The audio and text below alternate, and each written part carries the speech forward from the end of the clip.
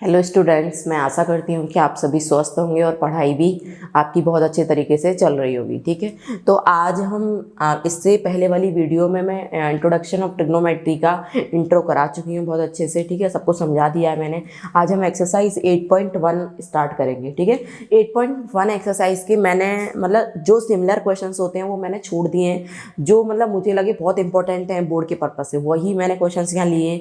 उसके अलावा जो भी आपके डाउट होते हैं, ठीक है, तो इस वीडियो के डिस्क्रिप्शन बॉक्स में आपको टेलीग्राम चैनल का लिंक मिल जाएगा। वहाँ पर जाकर आप ज्वाइन हो सकते हो टेलीग्राम चैनल से, और अपने जो भी आपके डाउट्स हैं वहाँ आप मुझे भेज भी सकते हो। वहाँ आपके डाउट्स का सॉल्यूशन जरूर बताया जाएगा। ठीक है, तो चलिए नेक्स्ट क्वेश्चन की तरफ। क्या कह रहा है question? In triangle ABC right angle at B AB equal 24 centimetre BC equal 7 centimetre respectively. ठीक है, इस तरीके से ये क्वेश्चन है। ठीक है, तो इसमें निकालना क्या था वो यहाँ पर मैंने नहीं लिखा है। निकालना था हमें sign A cos A sign C cos सी, मतलब निकालना था मुझे फर्स्ट पार्ट में इसके में साइन ए और कॉस ए, और सेकंड पार्ट में निकालना था साइन सी और कॉस सी। ठीक है, ये मुझे निकालना था। ये मुझे गिवन है, बोल रहा है कि ए पर राइट एंगल बनाओ, मतलब छोटा सा ट्राइंगल बना लेते हैं। पहले समझते हैं क्वेश्चन को, देखिए क्या कह रहा है। इस पर हमने 90 डिग्री का बना लिया राइट एंगल बी पर, उसके बाद ABC ऐसे करके नाम दे दिए। ठीक है, फिर क्या बोल, वो AB पर 24 सेंटीमीटर, AB कहाँ है, ये कितना है 24 सेंटीमीटर है ये वाली डिस्टेंस। ठीक, उसके बाद BC 7 सेंटीमीटर, तो BC मतलब ये कितनी है 7 सेंटीमीटर है। कितनी है भाई ये 7 सेंटीमीटर पूरी यहाँ से यहाँ तक। उसके बाद रिस्पेक्टिवली आपसे साइन ए कॉस ए इस तरीके से वैल्यूज पूछ रहा है। साइन ए के लिए देखो आपको क्या चाहिए, साइन ए का मतलब इस एंगल की बात कर रहा है। तो जब इस एंगल की बात कर रहा है तो जो एंगल के साथ बनता है वो बेस होता है, जो उसकी अपोजिट साइड होती है वो परपेंडिकुलर, और ये आपका हाइपोटेनस 90 के जस्ट सामने वाला। तो आपको कॉस के लिए क्या चाहिए, साइन के लिए क्या चाहिए, साइन के लिए होता है परपेंडिकुलर अपॉन हाइपोटेनस। तो परपेंडिकुलर तो आपको पता है ए वाले एंगल के लिए, लेकिन हाइपोटेनस आपको नहीं पता। तो इसका मतलब सबसे पहले हाइपोटेनस निकाल लेते हैं हम। ठीक है, यूजिंग पाइथागोरस थ्योरम, सॉल्यूशन देखिए इसका। Using Pythagoras theorem, Pythagoras theorem देखिए क्या कहती है। पाइथागोरस थ्योरम कहती है AC square AB square equal BC square. AC मतलब हाइपोटेनस, AB मतलब बेस, BC मतलब परपेंडिकुलर। ठीक है, तो इस तरीके से। तो AC आपको कितना है निकालना है, AC तो AC स्क्वायर, AB आपको कितना है 24 स्क्वायर, BC कितना है 7 स्क्वायर। तो यहाँ से 24 का स्क्वायर कितना होता है 576, 7 का स्क्वायर 49। तो यहाँ से AC जब स्क्वायर हटाएंगे तो दूसरी तरफ square root, 576 plus 49 625, 625 perfect square किसका होता है भाई 25 का। किसका होता है 25। सेंटीमीटर सबके सामने है तो इसके भी सामने हमने सेंटीमीटर लगा दिया। तो AC मेरा जो है वो कितना आ गया 25 सेंटीमीटर। ठीक है, समझ में आ गया। अब देखिए आपको क्या निकालना है, आपको निकालना है साइन ए। क्या निकालना है साइन ए। साइन ए क्या होता है, जो मैंने उस दिन आपको बताया था PBP अपॉन HHB, ये बताया था ना। पंडित बद्रीनाथ प्रसाद हर हर बोले, मतलब आप कोई भी ट्रिक बना के याद कर सकते हो उसको। ठीक है, PBP अपॉन HHB। तो वहाँ पर साइन के लिए आता था P अपॉन H, मतलब परपेंडिकुलर अपॉन हाइपोटेनस। तो परपेंडिकुलर यहाँ कितना है BC, और हाइपोटेनस कितना AC। तो परपेंडिकुलर की मतलब लेंथ कितनी रखी है आपको 7, और हाइपोटेनस की कितनी अभी आपने निकाली है 24। ठीक है, इसी तरीके से कॉस ए।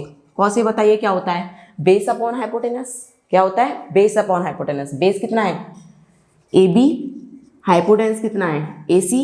तो बेस की वैल्यू 24 और हाइपोटेनस की वैल्यू 25। तो ये बहुत अच्छे से सबको समझ में आ रहा होगा। अब देखिए नेक्स्ट, ये तो फर्स्ट के पार्ट दोनों पार्ट थे, सेकंड के देखो पार्ट निकालना है आपको साइन सी। ये देखो एक क्वेश्चन में थोड़ा डिफरेंट है इसलिए मैंने ये लिया। पहले एंगल ए की बात कर रहा था, अब एंगल सी की बात कर रहा है। तो आप बहुत बच्चे यही मिस्टेक करते हैं कि उनका मतलब होता है जो नीचे बन रहा है वही बेस है, मतलब वो सिर्फ ये दिमाग में लेके चलते हैं कि जो नीचे साइड दिख रही है वो बेस है और ये 90 हाइपोटेनस तो उनका फिक्स रहता है, और वो जो लाइन हॉरिजॉन्टल होती है जो खड़ी रहती है जनरली वो उसको परपेंडिकुलर मान के चलते हैं, बट यहाँ ऐसा नहीं है, ठीक है। इसी में वो कंफ्यूज करता है, इस तरीके का क्वेश्चन ही देगा तुम लोगों को, ठीक है। तो साइन सी का मतलब क्या है, जो एंगल बन रहा है, जिस एंगल की पूछ रहा है, मतलब इस वाले एंगल की पूछ रहा है, सी एंगल की, तो ये बेस है आपका। बेस कितना है अपना ये, और बेस पर जो लाइन परपेंडिकुलर होती है उसको बोलते हैं परपेंडिकुलर, और ये क्या हो गई आपकी फिर हाइपोटेनस। हाइपोटेनस चेंज नहीं होती, वो सेम रहती है। बेस और परपेंडिकुलर में ही हम लोग कंफ्यूज रहते हैं। तो बेस हमेशा उसको मानना है जिस एंगल की बात कर रहा है। आगे बात समझ में। तो बेस, हाँ, तो क्या होता है बेस, परपेंडिकुलर अपॉन हाइपोटेनस। तो ये तो बेस हो गया इस केस में, तो हमें तो परपेंडिकुलर लेना पड़ेगा। तो ए बी अपॉन ए सी, तो ए बी कितना है 24 अपॉन 25। ऐसे ही आप कॉस सी निकालिए। कॉस सी में कितना हो जाएगा, बेस अपॉन हाइपोटेनस, तो बेस कितना है अभी यहाँ बी सी, और हाइपोटेनस कितनी है ए सी, तो बी सी की वैल्यू 7 और ए सी की वैल्यू 25। तो इस तरीके से ये दोनों आंसर्स आपके आ गए। क्वेश्चन आपको अच्छे से समझ में आ गया होगा। देखिए नेक्स्ट क्वेश्चन क्या है, गिवन 15 कॉट, मतलब फोर्थ क्वेश्चन है ये, एनसीईआरटी का फोर्थ क्वेश्चन है। मेरा तो सेकंड क्वेश्चन है, एनसीईआरटी में फोर्थ क्वेश्चन है, लेकिन मैंने नंबरिंग एनसीईआरटी के अकॉर्डिंग ही कर दी है, ठीक है। आप लोग चेक कर लीजिएगा। Given 15 cot A equal 8, find sine A and sec A. तो देखो सबसे पहले फिगर बनाओ, क्या कह रहा है ये कह रहा है एंगल, मतलब इस वाले ए मान लेते हैं, इसको बी मान लेते हैं, इसको सी मान लेते हैं। तो कॉट ए की बात कर रहा है, मतलब यहाँ पर कॉट ए दे रखा है, तो कॉट ए निकालो सॉल्यूशन के लिए। तो यहाँ से जब कॉट ए निकालोगे तो क्या हो जाएगा, 8/15 नहीं हो जाएगा। हमने न्यूमेरिकल वैल्यू को इसके नीचे भेज दिया, ठीक है। अब मुझे पता है कॉट ए जो होता है, टेन जो होता है वो क्या होता था, परपेंडिकुलर अपॉन बेस। तो कॉट क्या होगा, बेस अपॉन परपेंडिकुलर, मतलब ये वैल्यू जो है वो बेस की हो जाएगी और ये वैल्यू जो है वो परपेंडिकुलर की हो जाएगी। किसकी हो जाएगी, परपेंडिकुलर की। बात समझ रहे होंगे, ठीक है। तो बेस आप कितना लिख सकते हो 8, परपेंडिकुलर कितना लिख सकते हो 15। बात सभी को समझ में आई नहीं आई। तो सबसे पहले हाइपोटेनस और निकाल लेते हैं, साइन सेक इन सब के लिए हाइपोटेनस की भी जरूरत होती है, ठीक है। तो हाइपोटेनस निकालो यूजिंग वही Pythagoras theorem, using Pythagoras theorem.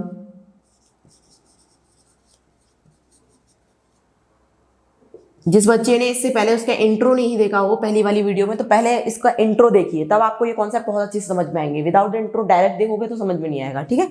Using Pythagoras theorem, तो इस ट्रायंगल में पाइथागोरस थ्योरम लगाएंगे तो ए सी का स्क्वायर इक्वल होगा किसके, ए बी के स्क्वायर के प्लस बी सी के स्क्वायर के, ठीक है। तो ए बी आपको कितना गिवन है 8 स्क्वायर, बी सी आपको कितना गिवन है 15 स्क्वायर, ये 64 हो जाएगा, ये 225 हो जाएगा, ये 289 आ गया। कितना आ गया भाई 289।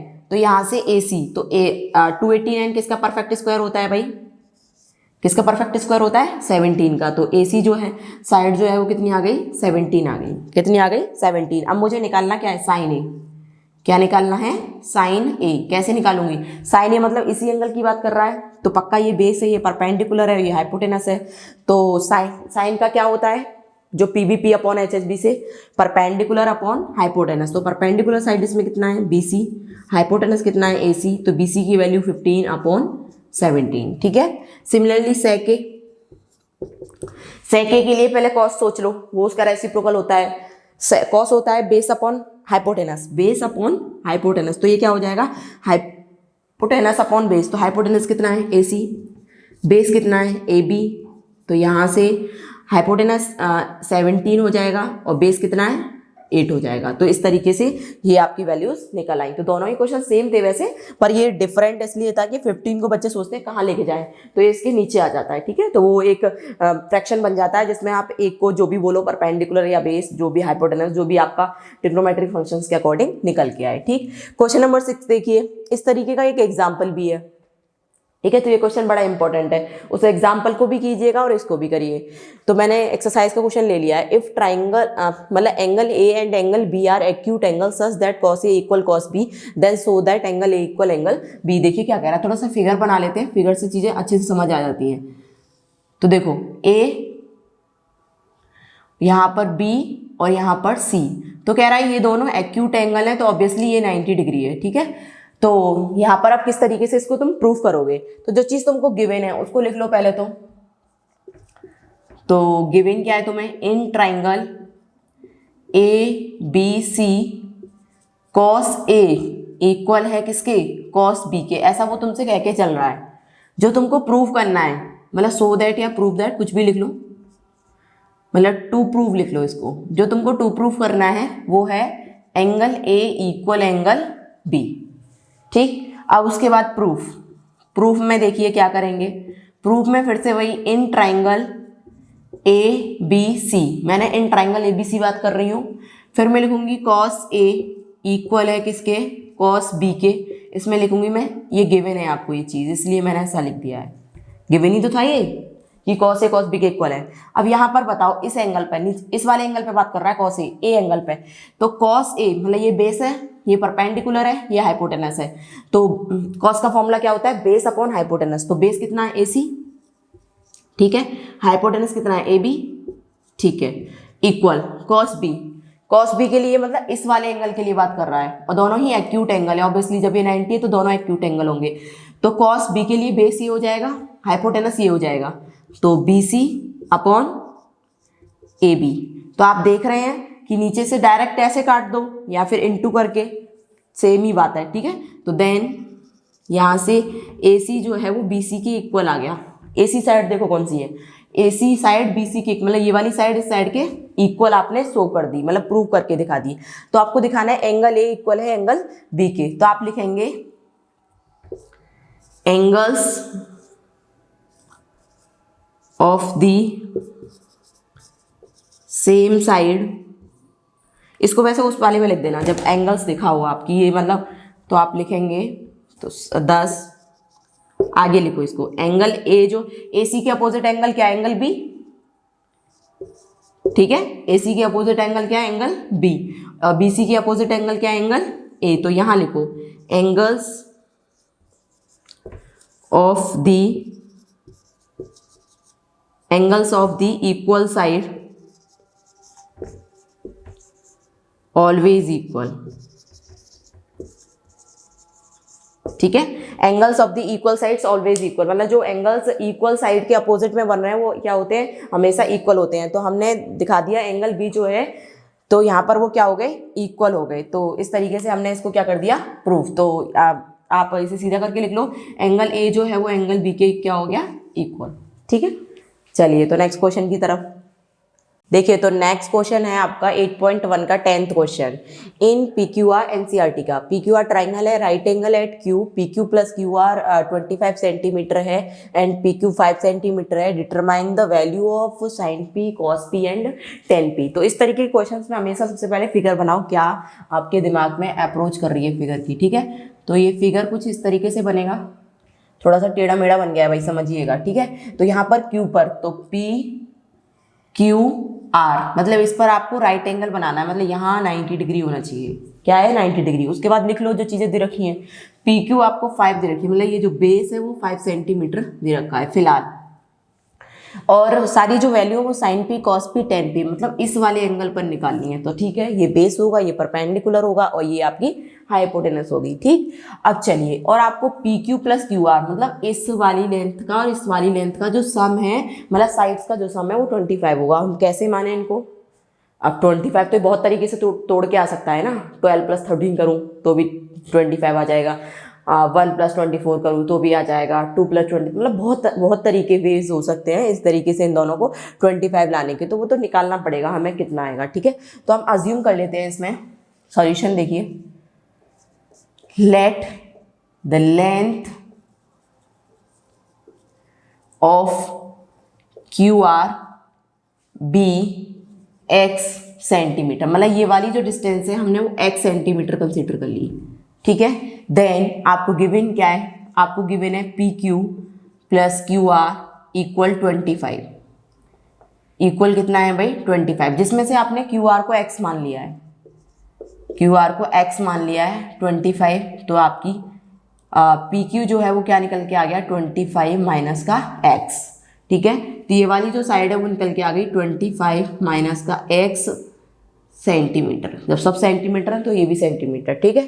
तो अब करिए यूजिंग पाइथागोरस थ्योरम, जहाँ से x की वैल्यू निकलेगी आपकी, using Pythagoras theorem,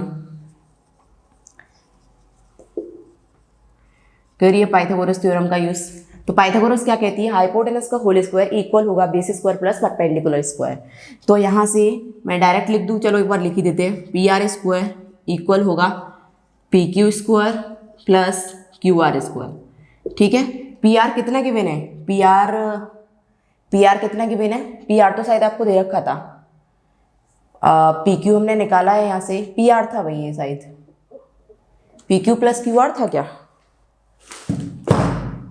P R plus Q R था ये यहाँ पी आर है तभी मैं कहूँगी कि ये यहाँ पर क्या है भाई, पी आर है, पी आर कर लीजिएगा इसको। वो देखो अपने आप समझ में आ गया कि हमने मिस्टेक कर दी है लिखने में। पी आर का होल स्क्वायर इक्वल होगा P Q square plus Q R. ठीक है, अब ठीक है, तो यहाँ पर पी आर की वैल्यू कितनी निकाली है हमने, 25 माइनस एक्स का होल स्क्वायर। वो क्वेश्चन लिखने में ही गलती हो गई। पी क्यू की वैल्यू कितनी है, पी क्यू की वैल्यू है 5, तो 5 का स्क्वायर। ठीक है, क्यू आर कितना है, क्यू आर आपने अज्यूम किया था x, कितना अज्यूम किया था x, खोल दो वैल्यू a माइनस बी का होल स्क्वायर, खोलिए तो ये क्या 25 का whole square 625 plus x square और a square plus b square minus 2ab और ये माइनस का 50x, ये 25 प्लस एक्स स्क्वायर। देखिए एक्स स्क्वायर से एक्स स्क्वायर तो कट गया एक तरीके से, तो यहाँ से 625 माइनस का 25, ये इधर गया तो 50x, तो यहाँ से आ गया 600 और ये 50x, तो यहाँ से x की वैल्यू निकल के आई 600 डिवाइडेड बाय 50, तो यहाँ से x की वैल्यू जो निकल के आएगी वो 12 निकल के आएगी। ठीक है, 0 से 0 कट गया, 12 पंजे 60, तो x की वैल्यू कितनी निकल के आ गई 12। मतलब जो क्यू आर था, तो यहाँ कर लेते हैं इस क्वेश्चन को, जो क्यू आर था वो कितना निकल के आ गया 12 सेंटीमीटर निकल के आ गया, मतलब ये वाली डिस्टेंस। और ये जो पी आर था, पी आर आपका कितना था, पी आर था 25 माइनस एक्स, मतलब जो भी आपका x आया है वो माइनस कर दो 25 में से 12, तो ये कितनी आ गई आपकी 13 सेंटीमीटर। मतलब हाइपोटेनस 13 सेंटीमीटर है, ये 12 है और बेस आपका 5 सेंटीमीटर है। ठीक है, अब देख लो वैल्यू कौन कौन सी निकालनी है। सबसे पहले आपको सिंस, तो साइन पी निकालना है। साइन पी के लिए क्या होगा, परपेंडिकुलर अपॉन हाइपोटेनस, तो परपेंडिकुलर इस फिगर में क्या है, आर क्यू लिख दो क्यू आर। ठीक है, Q R upon P R, तो क्यू आर की वैल्यू कितनी निकाली है आपने, ये निकाली है 12, और पी आर की भी वैल्यू कितनी निकाली है 13, तो इस तरीके से साइन पी निकल गया 12 अपॉन 13। अब निकालिए कॉस पी, क्या निकालना है कॉस पी। कॉस पी क्या होता है, एंगल पी पर निकाल रहे हैं, बेस अपॉन हाइपोटेनस, तो बेस कितना है पी क्यू और हाइपोटेनस कितना है पी आर, तो पी क्यू तो आपको गिवन था 5 और हाइपोटेनस अभी आपने निकाला है 13, तो ये आपका क्या निकल गया कॉस पी। नेक्स्ट आपको क्या निकाला है and ten P, ten P निकालिए। टेन पी क्या होता है, परपेंडिकुलर अपॉन बेस, तो परपेंडिकुलर कितना है इस फिगर में क्यू आर, बेस कितना है इस फिगर में पी क्यू, तो क्यू आर की वैल्यू कितनी है जो कि अभी आपने निकाली है 12, बेस तो आपको गिवन ही था 12 अपॉन 5, तो ये तीनों आपके निकल आए। ठीक है, तो ये क्वेश्चन बड़ा अच्छा क्वेश्चन है, इंपॉर्टेंट क्वेश्चन है, 3 या 4 नंबर में बोर्ड में पूछा जा सकता है, क्योंकि इसमें साइड्स में एक लिंक या रिलेशन दे रखा है, डायरेक्ट आपको साइड्स नहीं दे रखी होती हैं। बाकी क्वेश्चन में साइड डायरेक्ट दे रखी होती हैं, तो पाइथागोरस से निकाल देते हैं। यहाँ पे थोड़ा अज्यूम करके थोड़ा सा क्वेश्चन को बढ़ा दिया है तो तरीका वही करने का, तो इसलिए एग्जाम के पॉइंट ऑफ व्यू से इंपॉर्टेंट क्वेश्चन है। ठीक है, तो थैंक यू।